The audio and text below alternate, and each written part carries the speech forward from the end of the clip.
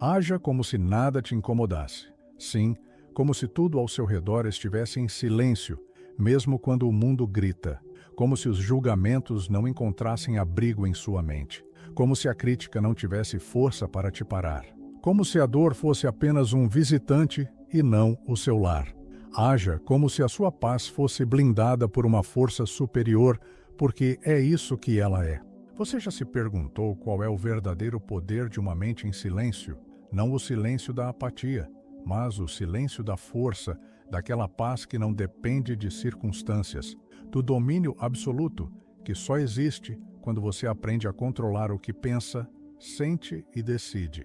Napoleon Hill dizia que o único controle absoluto que possuímos é o controle da nossa mente. E quem domina seus pensamentos, domina a própria vida.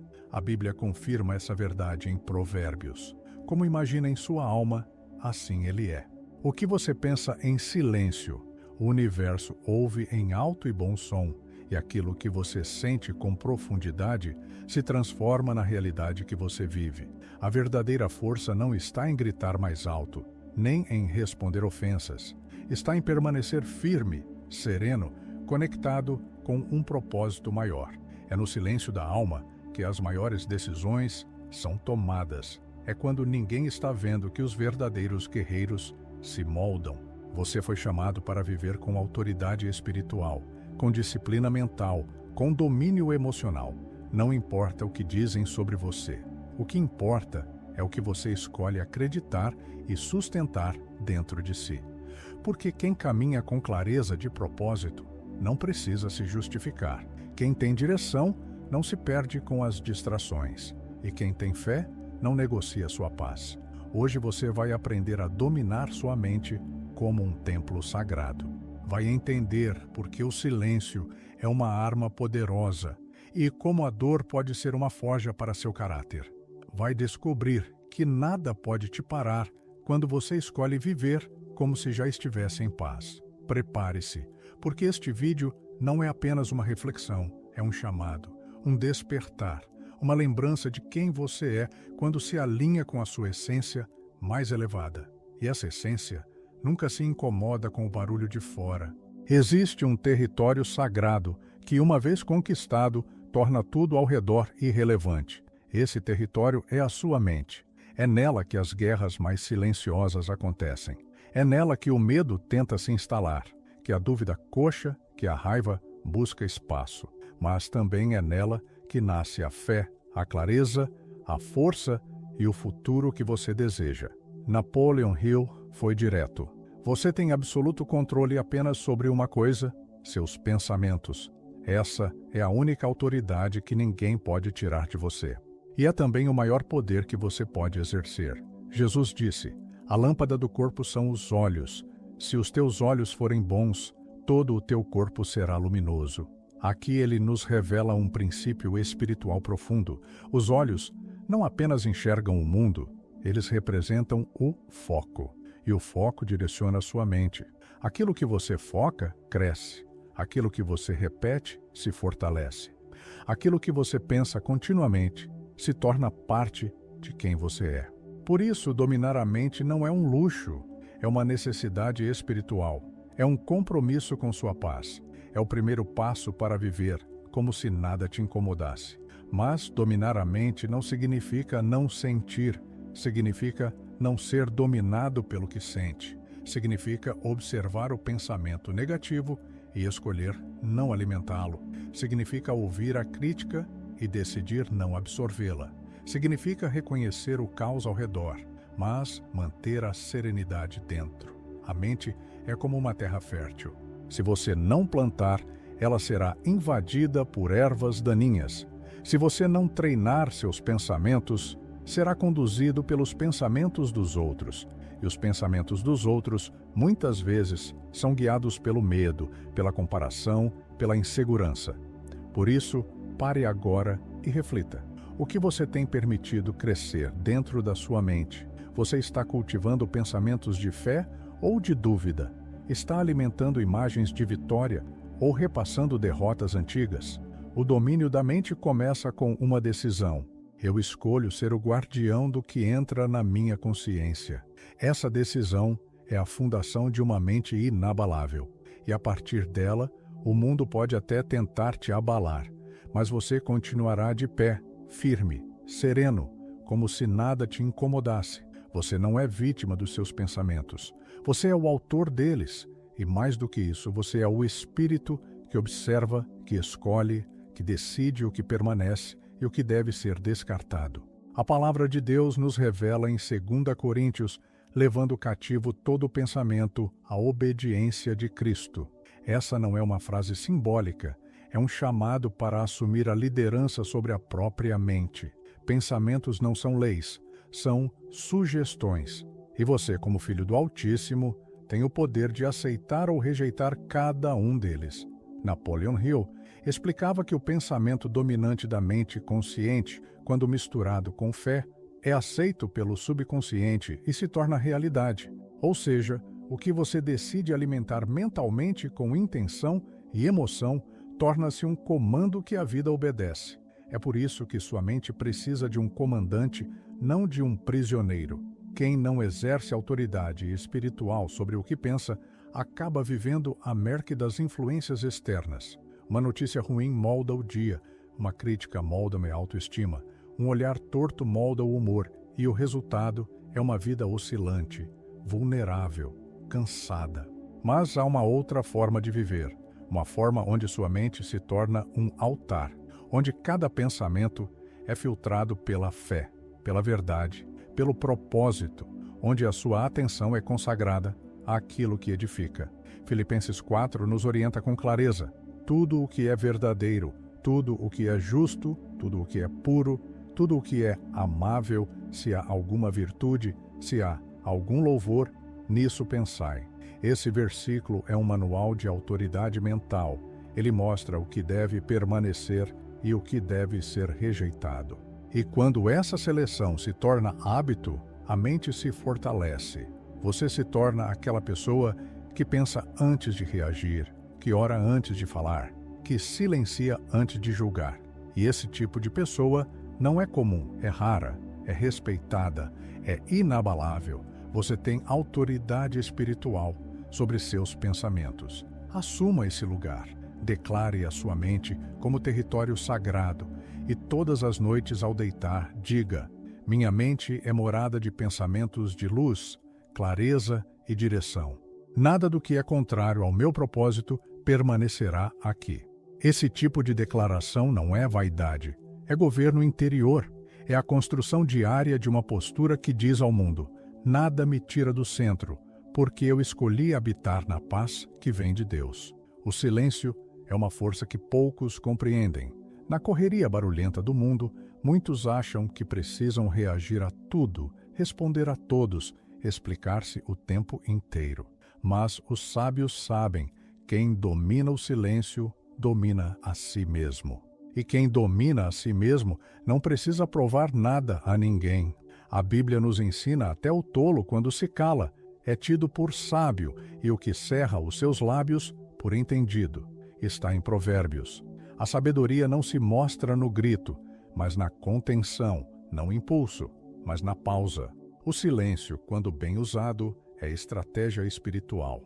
Napoleon Hill observou isso nos grandes líderes que estudou, homens e mulheres que criaram impérios, transformaram ideias em realidades e superaram o impossível.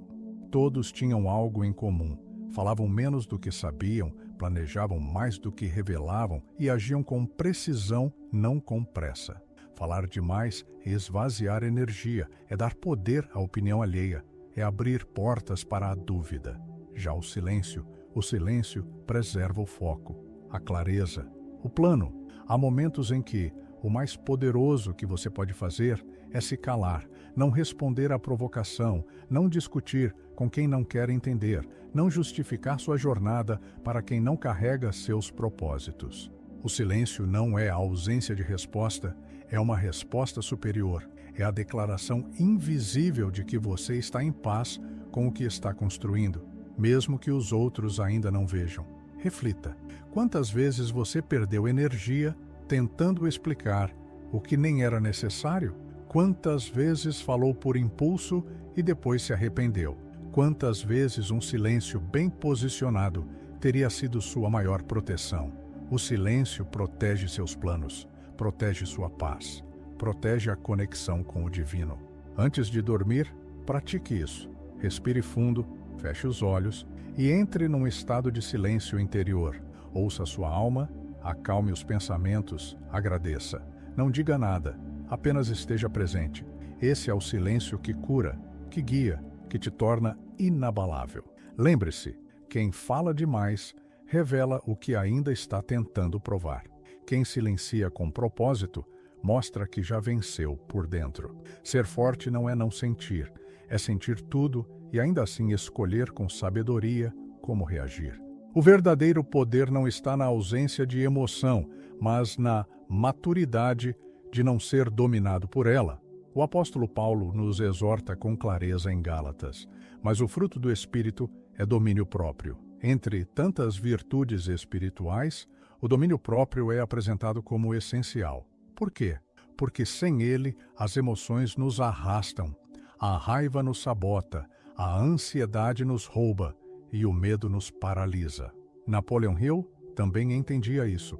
Ele dizia que o autocontrole é um dos pilares do sucesso duradouro, porque não importa o quanto uma pessoa seja talentosa, se ela for emocionalmente impulsiva, cedo ou tarde, destruirá o que construiu. Quantas portas foram fechadas por palavras ditas no calor da emoção? Quantas oportunidades foram perdidas por reações precipitadas?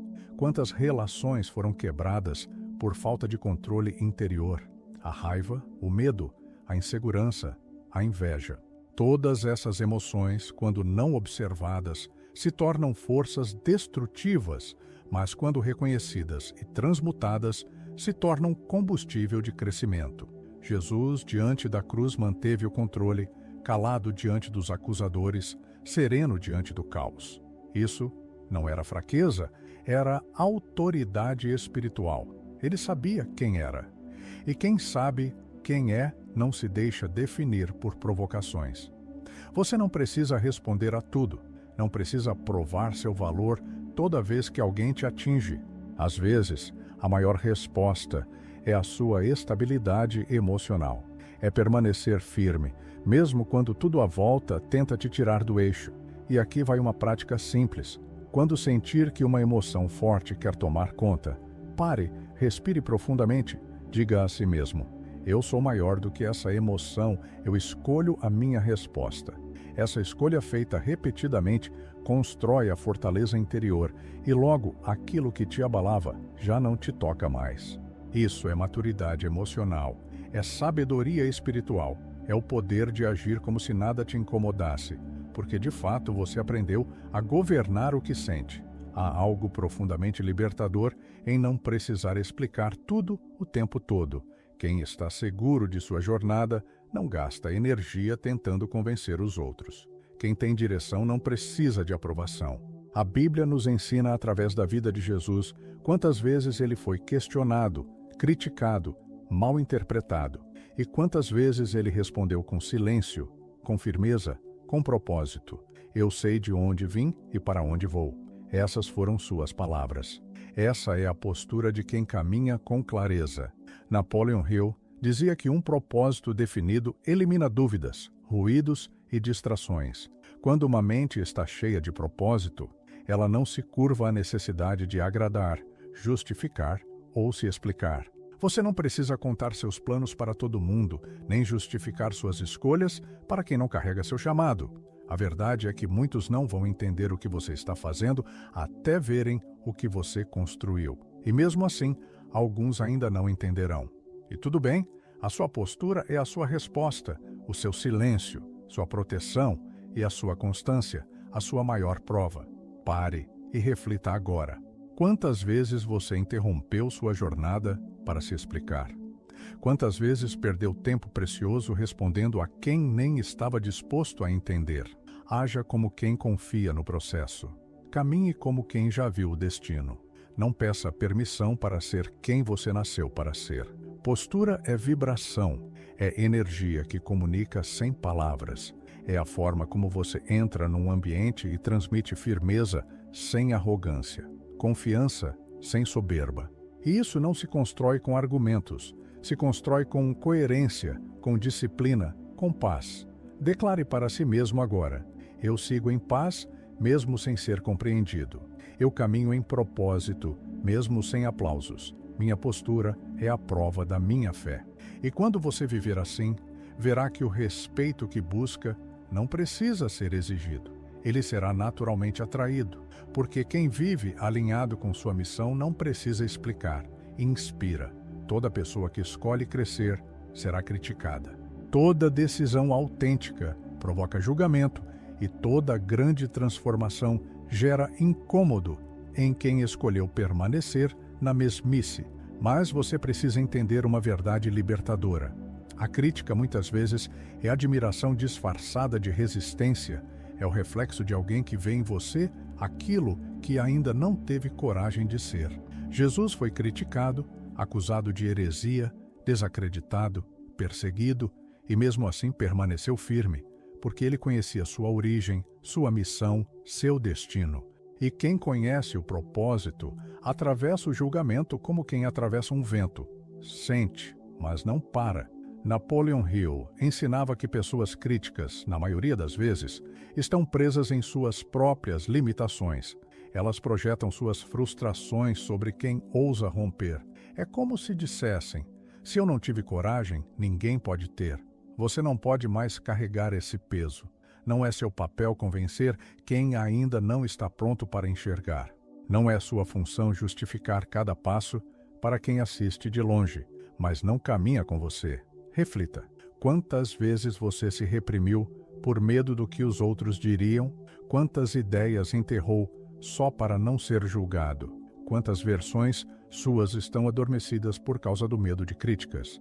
Está na hora de liberar-se. Está na hora de agir, como quem sabe que o julgamento externo nunca será maior do que a missão interna. Está na hora de entender que a opinião dos outros só tem poder se você der permissão. Diga a si mesmo: eu não sou a projeção de ninguém, eu sou a expressão do meu chamado. Sim, críticas virão, mas você não precisa absorvê-las. Você pode ouvir, filtrar e seguir, porque a sua paz não depende da aceitação. Ela nasce da sua fidelidade à verdade que habita em você. Lembre-se, os grandes sempre foram questionados, até que seus frutos falaram mais alto. E os seus frutos estão sendo plantados agora no silêncio, na constância, na fé. A dor não é inimiga, ela é uma professora severa, mas justa. Ela aparece quando algo precisa ser transformado e, embora doa, ela não vem para destruir, vem para revelar. A Bíblia diz em Romanos: a tribulação produz perseverança, a perseverança um caráter aprovado e o caráter esperança. Olhe bem para essa ordem. Não existe caráter sem dor. Não existe esperança sólida sem passagem pelo vale. A dor é o fogo que purifica a alma. Napoleon Hill chamava isso de a bênção disfarçada. Ele dizia que todo revés carrega dentro de si a semente de um benefício equivalente ou até maior. Mas para colher esse benefício é preciso atravessar a dor com consciência, não fugindo dela, não negando, mas aprendendo. A dor só se torna sofrimento quando você resiste a ela, quando você luta contra a lição, quando você tenta ignorar o que precisa ser sentido. Qual dor você tem carregado em silêncio? Ela está te paralisando ou te forjando? Ela está te aprisionando ou te despertando? Existe um tipo de dor que, quando acolhida com maturidade, se transforma em força. É a dor que quebra o ego, que mostra as ilusões, que ensina a importância da fé. Jesus, no Getsemane, sentiu essa dor, chorou, suou o sangue, pediu ao Pai que o cálice fosse afastado, mas ao final declarou: seja feita a tua vontade. E ali, na rendição, nasceu a redenção. Você também tem um cálice, uma dor que precisa ser atravessada, não evitada. E quanto mais cedo você encará-la com coragem, mais rápido ela se transforma em força. Diga a si mesmo agora: essa dor não me define, ela me refina. Ela está moldando minha fé, minha visão, meu propósito. E quando você volta a olhar para dentro com esse entendimento, a dor perde o poder de te dominar. Ela se torna um portal de amadurecimento, um fogo sagrado que queima apenas o que já não serve. Essa é a dor que fortalece a alma. E quem aprende com ela, age como se nada mais o incomodasse, porque já venceu o inimigo mais difícil, o descontrole interior diante do sofrimento. A maioria das conquistas mais grandiosas da vida são construídas longe dos holofotes, são moldadas no silêncio dos dias comuns, nos esforços que ninguém vê, nas renúncias que ninguém aplaude. É ali quando parece que nada está acontecendo, que tudo está sendo gestado. Napoleon Hill dizia: o ponto de virada muitas vezes acontece pouco depois do momento em que a maioria desiste. Ou seja, é no escuro que se forjam os vencedores. É na persistência silenciosa que o impossível começa a se tornar inevitável. A Bíblia confirma essa verdade no Salmo 126. Aqueles que semeiam com lágrimas, com júbilo, colherão. Sim, há lágrimas, há noites difíceis, mas também há um solo fértil, invisível sendo preparado. Há raízes crescendo onde ninguém pode ver. Você não precisa de plateia para estar progredindo, nem de reconhecimento imediato para estar vencendo. O que você precisa é de constância, de compromisso com aquilo que acredita, mesmo quando nada parece colaborar. Reflita com sinceridade. Quantas vezes você pensou em desistir simplesmente porque ainda não viu resultados? Quantas vezes confundiu o silêncio com abandono? Quantas vezes subestimou o poder do invisível? Deus trabalha no oculto. O universo se organiza em silêncio. E a mente subconsciente, como ensinava R., responde à repetição paciente de uma ideia alimentada com fé. Persistência não é continuar porque está fácil, é continuar porque sabe que o caminho é certo.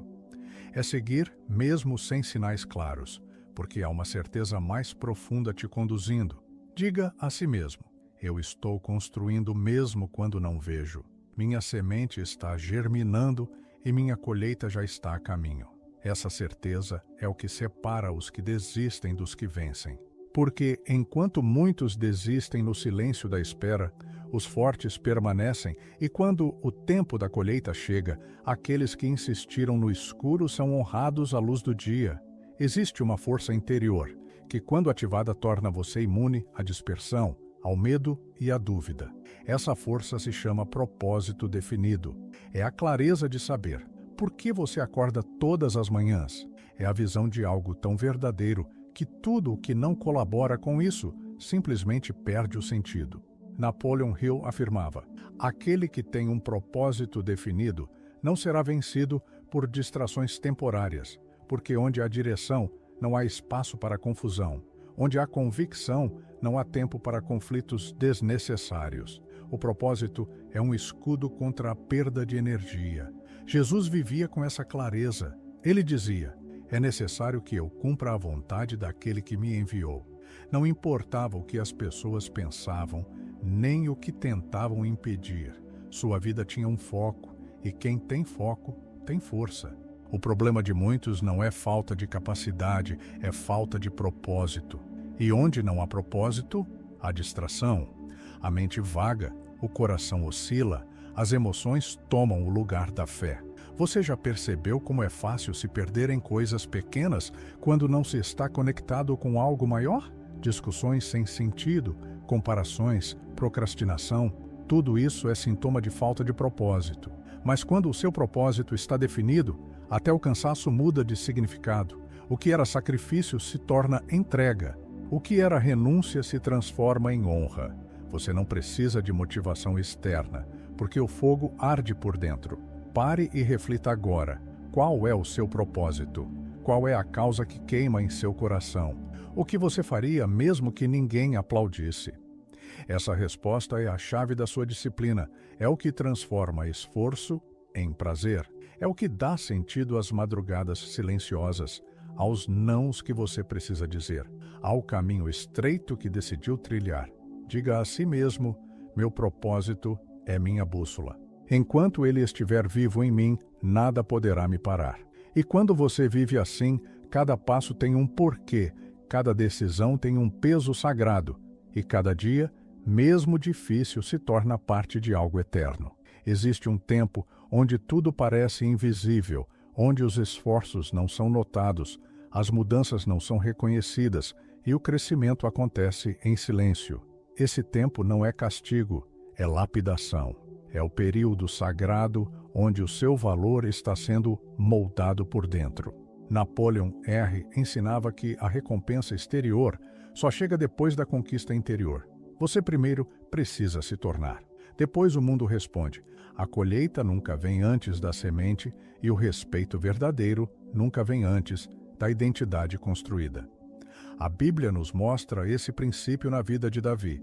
Antes de ser rei, ele foi pastor de ovelhas, desconhecido, esquecido até pelo pai. Mas foi ali, no campo, longe dos aplausos, que ele venceu os maiores desafios. Ali ele aprendeu a confiar, a lutar, a adorar. E quando o tempo chegou, Deus o trouxe à tona. Assim também é com você. O reconhecimento virá sim, mas ele não pode ser sua fonte de motivação, porque quem depende de palmas para continuar para quando o silêncio chegar. O verdadeiro poder é calado, disciplinado, invisível.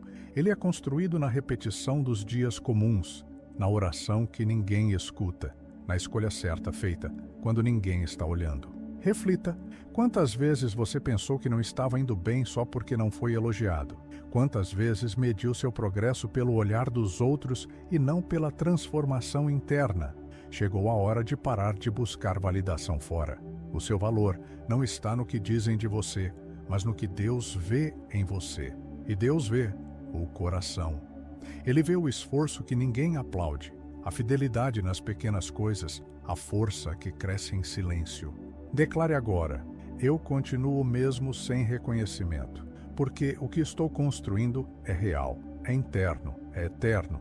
E quando você fizer isso, o mundo vai notar, não porque você gritou, mas porque sua presença vai carregar uma autoridade que só quem venceu por dentro possui. Haja como se nada te incomodasse, porque no fundo, depois de tudo o que foi dito, você já sabe.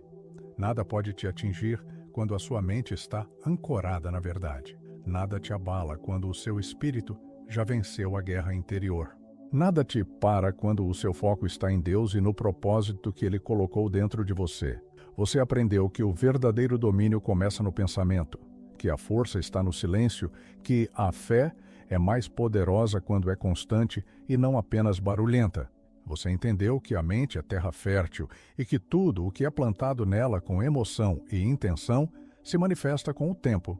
Napoleon Hill dizia, você se torna aquilo que pensa a maior parte do tempo. E a palavra confirma, como o homem imagina em sua alma, assim ele é.